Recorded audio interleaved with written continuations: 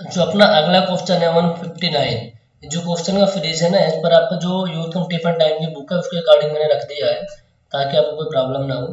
Which of the following set of internal angles degree of a triangle does not for well conditional triangle. Well conditional triangle एक ऐसा triangle होता है जिसमें angle 30 हो सकता और 120 से ज्यादा नहीं हो सकता। 30 से कम होना चाहिए, 120 से ज्यादा नहीं होना चाहिए। तो आप देखो 30 से कम है क्योंकि 20 है, 25 है, इसमें 125 है भी ज्यादा है, 15 है भी कम है। ये वाला जो ऑप्शन नंबर डी है 35, 80, 65 और 120 से कम है, option number D correct answer होगा। लेकिन इसमें जेई में क्वेश्चन आया हुआ था, आई थिंक 18 में आया था, तो इसमें पुष्टि की थी और ये आंसर होगा भी। ठीक है, हालांकि इन्होंने इस क्वेश्चन को ना बोल दिए थे भैया आप इसमें रंग है, जब तुम ऐसा रंग देते हो तो फिर दिया तो ना बच्चों के क्या बोले यार, अभी तो कुछ बोल नहीं सकते ना इन लोगों को, कुछ सुनेगा थोड़ी, मैं अपना काम करना पड़ेगा तभी जाकर कुछ सुन पाएगा मेरे बात।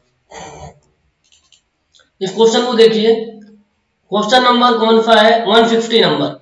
इस क्वेश्चन पे आप देख पा रहे हो area of field 250 square metre, just minute, हाँ, area of field 250 square centimetre from a front map having flank factor 0.9, calculate the original area square metre में on the field if the original scale of the map is 1 centimetre square to 50 metre.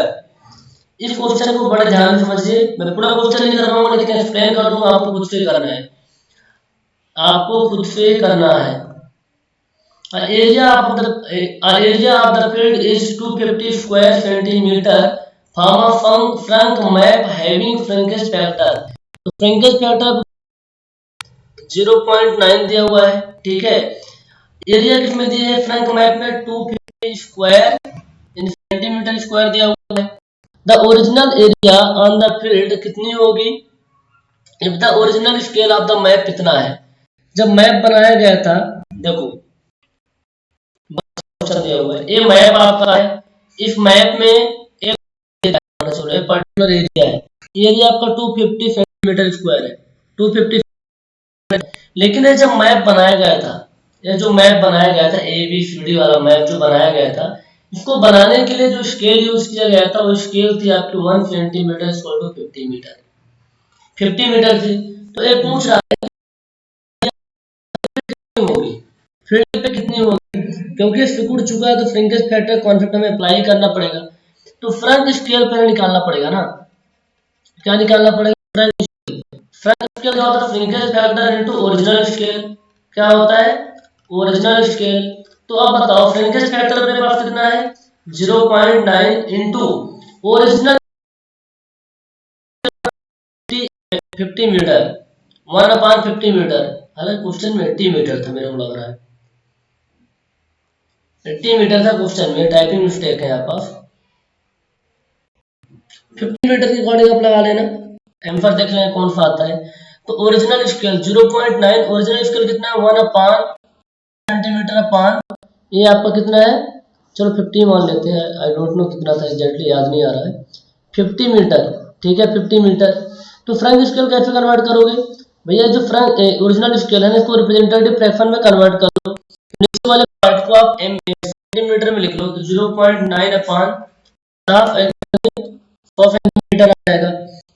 अब ये आपको क्या front scale आ गई, अब front scale आपके पास आ गई, तो जो फ्रंट स्केल आई है 0.9 upon 50,000 is equal to area on the map, area on the map अब 5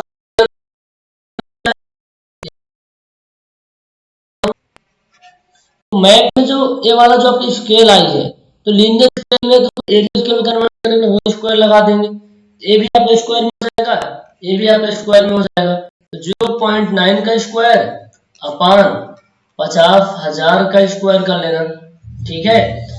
इस एरिया का मैप कितना है 250 centimetre square, area on the ground of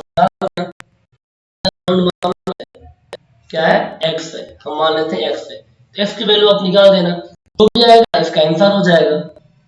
और किसमें निकालना है, मीटर में निकालना है। तो आपके ऊपर छोड़ रहा हूँ, सारी चीज क्लियर कर दो, कैलसी लेके आप कर लो।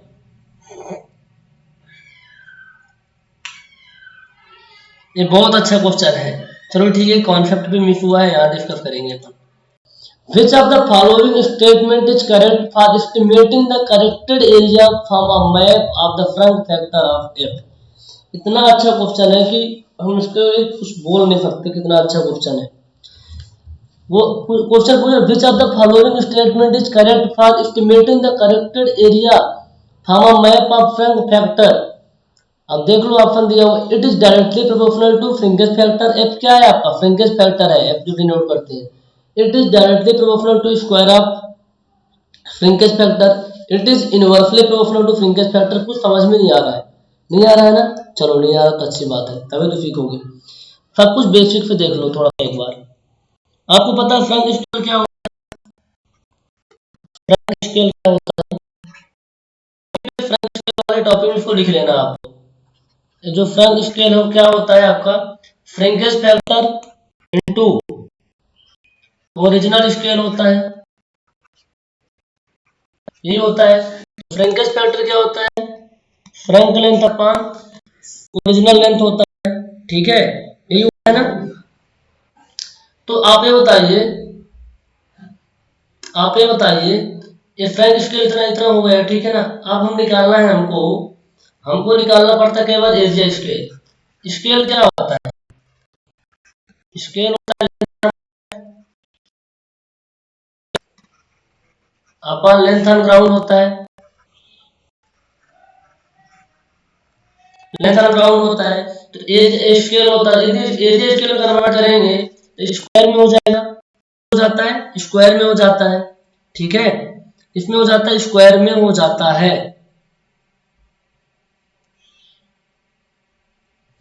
अब जो फ्रंट स्केल था, अब इसको भी स्क्वायर में करें, क्योंकि एरिया में निकालना है, यदि एरिया निकालना है, इन टर्म ऑफ एरिया की बात कर रहा है ना, करेक्टेड एरिया की बात कर रहा है।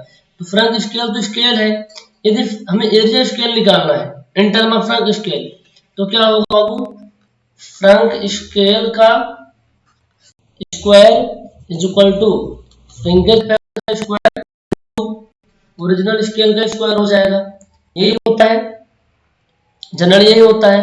तो फ्रंट स्केल का स्क्वायर, फ्रंट स्केल का स्क्वायर अपन ऐसे करते हैं सवाल, area under drawing, area under drawing यानी जो आपकी ड्राइंग अपन करेक्टेड एरिया क्या होता है, जो ग्राउंड पे निकालते हैं, एरिया ऑन ग्राउंड। अब फ्रंट स्केल का स्क्वायर इक्वल टू इतना होता है। अब फ्रंट स्केल बराबर कितना होता है, मैंने बताया फ्रंटेज फैक्टर का स्क्वायर इनटू ओरिजिनल स्केल का square is equal to same area on the area on the ground. Area on the ground क्या, करेक्टेड एरिया है, करेक्टेड एरिया है,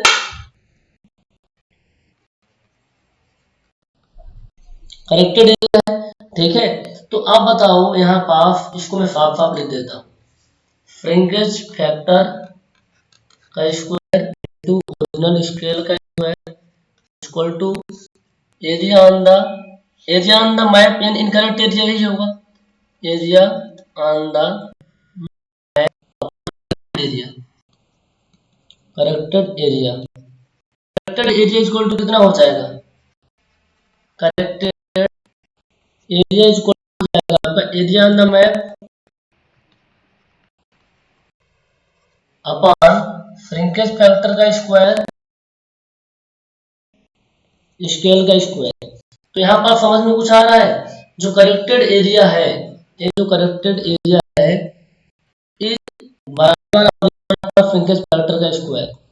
इसको इस तरीके से लिख सकते हैं कि जो करेक्टेड एरिया है इनवर्सली प्रोपोर्शनल टू किसके, फ्रिंकेज फैक्टर के स्क्वायर के बराबर, फ्रिंकेज फैक्टर के स्क्वायर के बराबर, inversely proportional to square of shrinkage, square of shrinkage, correct answer होगा। इस कॉन्सेप्ट को लिख लो, समझ लो।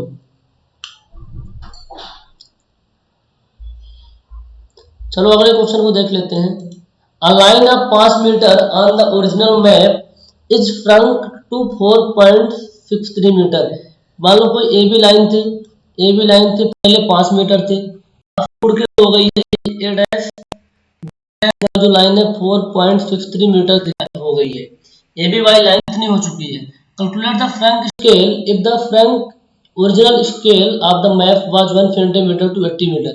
गाइस एक चीज बता दूं, जो मैं बोल रहा था 1 सेंटीमीटर इक्वल टू 50 मीटर लिखा था वहां, दरअसल 50 मीटर ही था, ये वाला मेरे को क्वेश्चन याद आ रहा था, 50 मीटर कर लेना उसको। A line of 5 meter on the original map is shrunk to 4.63 meter. Calculate the Frank scale if the original scale on the map was इतना। तो फ्रंक स्केल आपको निकालना है, ओरिजिनल स्केल आपको दिया हुआ है, तो फ्रंक स्केल का फार्मूला पुट करो फटाफट। फ्रंक स्केल क्या होता है, मैंने आपको बताया, फ्रंक स्केल होता है shrinkage factor into original scale. Shrinkage factor क्या होता है, shrunk length upon original length 4.63 upon 5 into original scale कितना 1 अपॉन 80, 1 सेंटीमीटर अपॉन 80 मीटर, यही है। इसको अपन रिप्रेजेंटेटिव फॉर्म में कन्वर्ट कर लेते हैं, 1 अपॉन 80 है, 1 मीटर में 100 सेंटीमीटर, ठीक है, 1 मीटर में 100 सेंटीमीटर, तो 8000 हो जाएगा, 8000 हो जाएगा। अब इसको फॉलो करना है तो क्या करोगे, 4.6 से इसको डिवाइड कर देते हैं 5 को, तो जितना आएगा फॉलो कर लेंगे यार, जस्ट मिनट में फॉलो करके बताता हूँ आपको।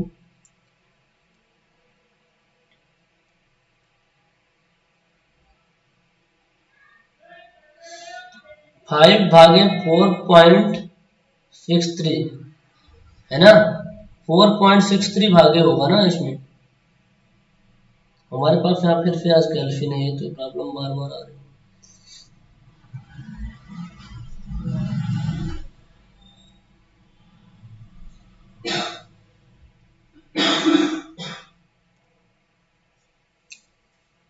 इसको आप डिवाइड करना, जो वैल्यू आएगी इसमें मल्टीप्लाई कर देना और फिर आप मीटर में कन्वर्ट कर देना, समझ रहे हो। इससे आप डिवाइड करोगे, जो वैल्यू आएगी, जो भी वैल्यू आएगी उसको आप क्या करना, मल्टीप्लाई कर देना, जिससे 8000 से मल्टीप्लाई करोगे तो ये आपका आ रहा है, देखो 1.07 के आसपास आता है, इसको डिवाइड करोगे इससे, ये आपका आता है 1 अपॉन 8639 के आसपास, ये सेंटीमीटर में चाहिए ना, आ जाएगा, तो ऑप्शन नंबर 3 करेक्ट आंसर हो जाएगा।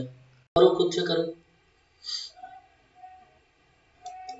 क्वेश्चन क्या है इसमें, the line which is used to collect details of the object in area is called. Area में डिटेल्स लेने के लिए, किसी भी ऑब्जेक्ट की डिटेल लेने के लिए जो लाइन यूज में आती है that is called tie line. Tie line को बोलते हैं subsidiary line, auxiliary line. Base line एक ऐसी लाइन होती है संपूर्ण को दो पार्ट में डिवाइड करती है, और सबसे बड़ी लाइन होती है base line. Base line measurement करने के लिए अपने यूज करते हैं। चेक लाइन को प्रूफ लाइन, इस लाइन का उपयोग एक्यूरेसी चेक करने के लिए किया जाता है। मेन लाइन को बोलते हैं सर्वे लाइन, सर्वे लाइन जो आपस में स्टेशन हमेशा स्ट्रेट रहती है। स्ट्रेट रखने के लिए अपन रैंकिंग रॉड का यूज करते हैं, ठीक है, with the help of ranging process.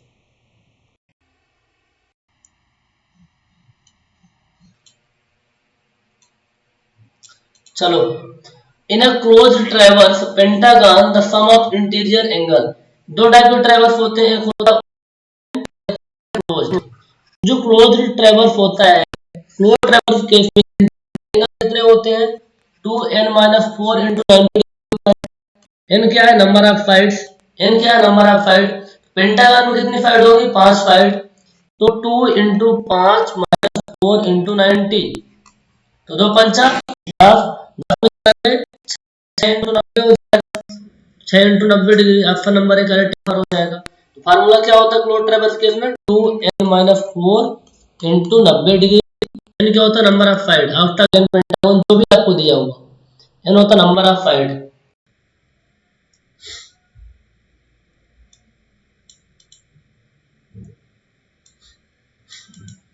The instrument used to set out a right angle to the chain line। Right angle को चेक, राइट एंगल सेट करने के लिए अपन क्लासिक टाइप का यूज करते हैं। प्लम्ब क्या होता था, फेंडर ऑफ ग्रेविटी आता है।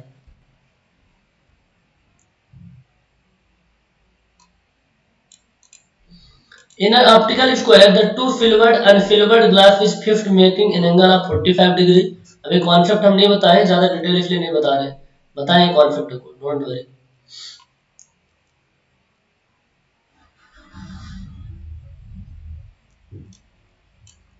आप फॉर बोलेंगे, आप कुछ क्वेश्चन को छोड़ रहे हैं, जो कॉन्सेप्ट अभी नहीं बताया उन क्वेश्चन को हम छोड़ रहे हैं, अभी कॉन्सेप्ट हम बताएंगे तो बता देंगे। In measuring length of line using chain is too long the error will B.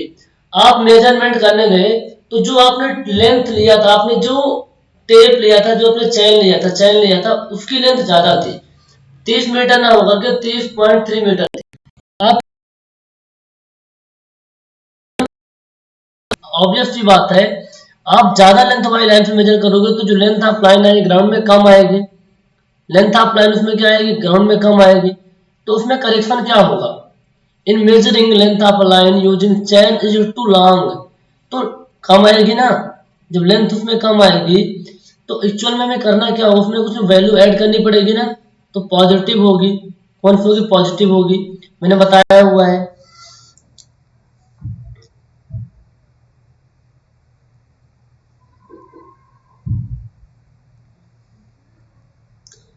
Question number 169, the number of links present in a revenue chain 33 feet की होती है, 16 लिंक होती है, 33 फीट की होती है, 16 लिंक होती है, ठीक है। चलो अगले क्वेश्चन को देखो, क्वेश्चन नंबर 170, क्वेश्चन नंबर 170 है, if W is the weight of the chain, L is the span, P is the tension या फिर pull, then fake correction of chain will be. What is the fake correction, ये क्या होता है, fake correction तब होता है जब हमारा टेंशन फोर्स कम हो जाता है, टेंशन फोर्स जो पुल होता है कम हो जाता है और ये हमारा फेक करने लग जाता है, सेल्फ वेट के कारण फेक करने लग जाता है। फार्मूला क्या बताया था मैंने, W स्क्वायर L अपान 24 P स्क्वायर टेम्पर होगा। W क्या था, wait of the chain of the tape जो भी है, L P क्या था, पुल। डायरेक्ट क्वेश्चन आ गया ना।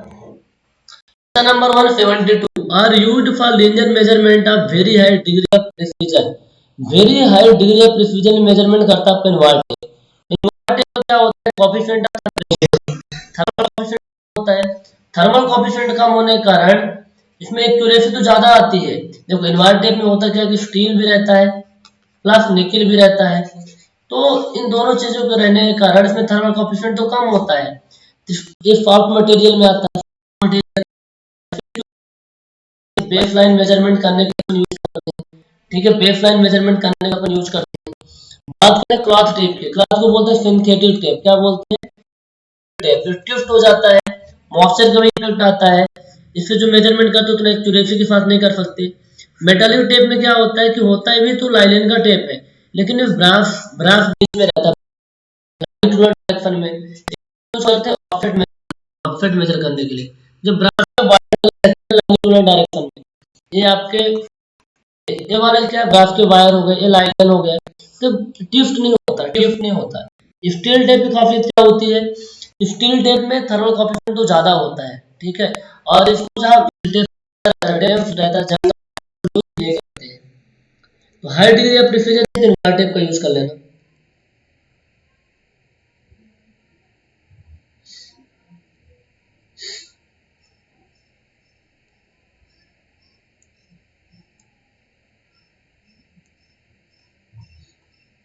ये क्वेश्चन और यहाँ पास पता नहीं क्या क्या किया हुआ है इसमें, just minute,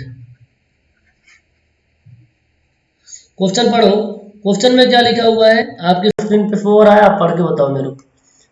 for which of the following is chain surveying not suitable, small areas, factory site, undulating areas, level ground. For which of the following is chain surveying not suitable, undulating areas में अपन नहीं कर सकते हैं, ठीक है, बाकी जगह तो कर सकते हैं। ये चैप्टर 2 कुछ क्वेश्चन कर लिए हैं, रेस्ट ऑफ द क्वेश्चन और आगे आने वाले वीडियोस में करवा देंगे, बाकी क्वेश्चन आप खुद से लगाओ। देखो जब तक खुद से नहीं लगाओगे तो ज्यादा प्रैक्टिस नहीं हो पाएगी यार, प्रैक्टिस करने के लिए आप खुद से लगाना पड़ेगा। तो वीडियो को पॉज करते हैं,